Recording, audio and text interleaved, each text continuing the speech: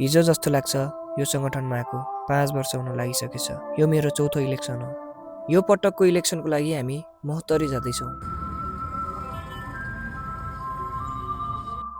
भोलिपल्ट हामी बिहानै महोत्तरी पुग्यौँ अनि हामीले जनकपुर जाने निधो गर्यौँ।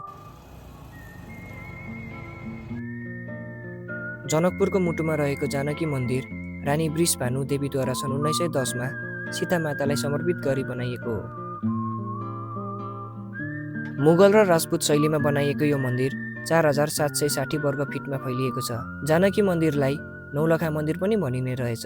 यो मन्दिर बनाउन 9 लाख रुपैयाँ लागेकोले यस मन्दिरलाई नौलखा मन्दिर भन्न थालिएको विश्वास गरिन्छ। घन्टी बजाउन पाइन्छ कि भनेर गएको नमिल्ने रहेछ। अहिले चाहिँ हामी यहाँ राम जानकी मन्दिरमा आइपुगेको छौँ। भित्रपट्टि रामायणको सानो अंश जस्तै भनौँ न मूर्तिहरूको थ्रुबाट हेर्न बुझ्न सकिने रहेछ यो ठाउँमा। अन्ततः जानकी मन्दिरमा केही समय बिताएपछि हामी पुनः फर्कियौँ। हामी चाहिँ यहाँ सुत्ने, उठ्ने अनि लुडो खेल्ने हाम्रो दैनिकी भइरहेको थियो। यो चाहिँ प्रहरी चौकी मालीबारा, जहाँ हामी अस्थायी रूपमा बसेको थियौँ। पानी हालौँ न। यो चाहिँ हाम्रो अस्थायी ब्यारेक हो। यहाँनिर चाहिँ हामी कतिजना छौँ भन्दाखेरि 10-12 जना चाहिँ सुतेर छौँ अहिले इलेक्सनको लागि भनेर। हेलो हेलो यतापट्टि भाइ। Hello hello. मलाई चाहिँ यो पहेँलो मन पर्दैन, त्यही भएर म चाहिँ निलो लिइरहेको छु। तर यहाँ ब्याजीहरूलाई पनि पहेँलो चाहिँ मन नपर्ने रहेछ। ब्याजीको त अनि पूजा पुलिस हो, तपाईँ त्यहाँ हान्दै गर्नु न। ल ल ल। आज 10 जना साथीहरू मालीबारा चौकी छाडी अन्य ठाउँ गए। हामीलाई पनि जुनसुकै बेला मुभ हुन सक्ने गरी रेडी भएर बस्नु भनिएको थियो। तर साँझ पर्दै गएपछि हामी बेलुकाको खाना बनाउनतिर लाग्यौँ। अहिले चाहिँ हाम्रो यहाँ साँझको लाग्दैछ। यहाँ दाइले चाहिँ कुकिङ गरिरहनु भएको छ। कस्तो धेरै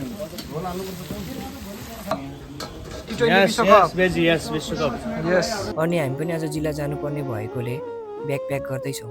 लगभग रेडी भइसक्यो। जिल्ला पुगिसकेपछि म्याट ओछ्याएर म चाहिँ एकछिन ढल्किएँ। मसँग मेरो साइडमा मेरो साथी, बुट र ब्याग। स्लाइस भेट्यौँ हामीले चाहिँ यहाँनिर। अब स्लाइस हामी वी विल ड्रिङ्क स्लाइस। ल बस चियर्स। फोटो हो कि भिडियो? Cheers video.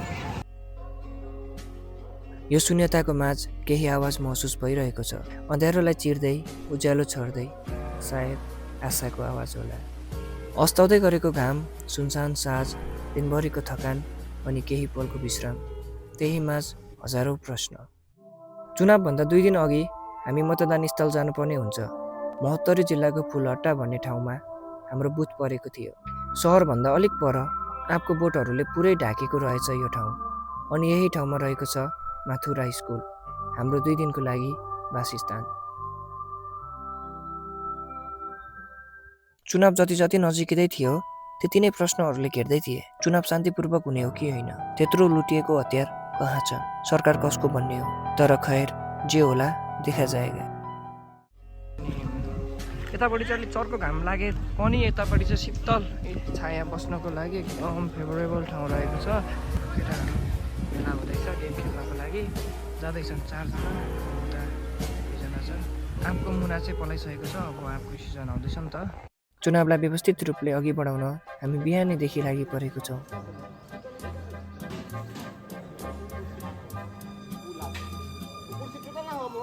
तपाईँको औँलाको निलो रङको सुरक्षा गर्न हामी आफ्नो चुस्ताको रङ खियाउँदैछौँ, किनकि तपाईँको हरेक भोट महत्त्वपूर्ण छ, हाम्रो लागि, तपाईँको लागि अनि हाम्रो भविष्यको लागि।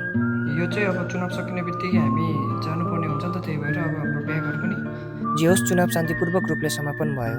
हामी ब्यालेट बक्सलाई जति सक्दो चाँडो र सुरक्षित रूपले जिल्ला समन्वयमा लान तयारी गर्दैछौँ। इलेक्सन सकेर हामी चाहिँ यहाँ ब्यारेकमा आइसक्यौँ। यस्तो अनुहार चाहिँ पुरै ओइली भइसकेको छ इलेक्सनले थाकेर दिनभरि उभिँदा होइन। अनि अब चाहिँ हामी जिल्लामा आइसक्यौँ। इलेक्सन राम्रै तरिकाले सम्पन्न भयो। खाँदैछौँ बाहिर म। के छ बुढा? अर्को ठुलो बुढाको चुनाव सकिएपछि काठमाडौँ जानको लागि एक्साइटेड हामी।